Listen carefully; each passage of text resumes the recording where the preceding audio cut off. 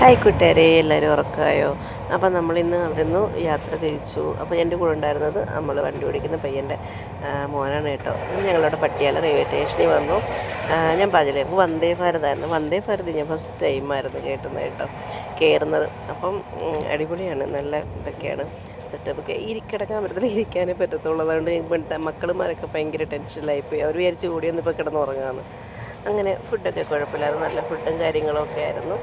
അങ്ങനെ ഞങ്ങൾ വന്ദേ ഭാരതത്തിൽ ഞങ്ങൾ 2:15 വന്ദേ ഭാരതിൽ നിന്ന് ഇറങ്ങിയപ്പോൾ ഫുഡൊക്കെ കഴിച്ചിട്ടാണ് ഇറങ്ങിയത്. അത്യാവശ്യം നല്ല ഫുഡൊക്കെ കിട്ടിയതിനകത്ത് കേട്ടോ, കുഴപ്പമൊന്നുമില്ലായിരുന്നു. ഇച്ചിരി എരിയും പുളിയൊക്കെ ഉള്ള ഫുഡായിരുന്നു. പിന്നെ ഞങ്ങൾ അവിടെ നിന്ന് 2:30 ആയപ്പം ആണ് അവിടെ നിന്ന് ഇറങ്ങിയത്.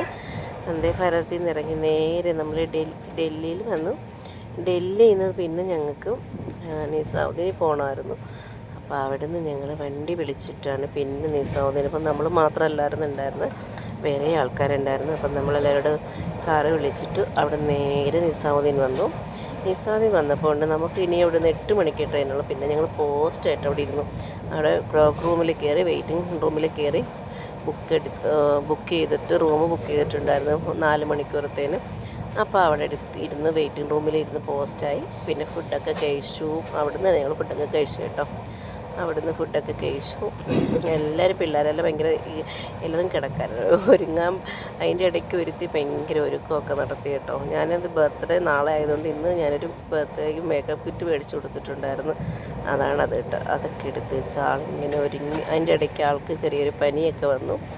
പിന്നെ ചേട്ടൻ പോയി പനിയുടെ ഗുളികയൊക്കെ മേടിച്ചുകൊണ്ട് വന്നു, എല്ലാം റെഡിയാക്കി കൊടുത്തു. അങ്ങനെ അതൊക്കെ കഴിഞ്ഞ് തിരിച്ച് വീണ്ടും നമ്മുടെ രാജധാനിയിലോട്ട് കയറി. ബാംഗ്ലൂർക്കുള്ള ട്രെയിനകത്താണ് ഇനി അംഗം മൊത്തം 2 ദിവസം ഇനി ഇതിനകത്ത്. ചൊവ്വാഴ്ച വരെ ഇതിനകത്തിരിക്കണം. പിന്നെ രാത്രിയുടെ ഫുഡൊക്കെ വന്നു. അങ്ങനെ അതൊക്കെ കഴിച്ചു. ഇന്നത്തെ വീഡിയോ ഇത്രയേ ഉള്ളൂ. Okay, bye, good night. എല്ലാവർക്കും ഗുഡ് നൈറ്റ്.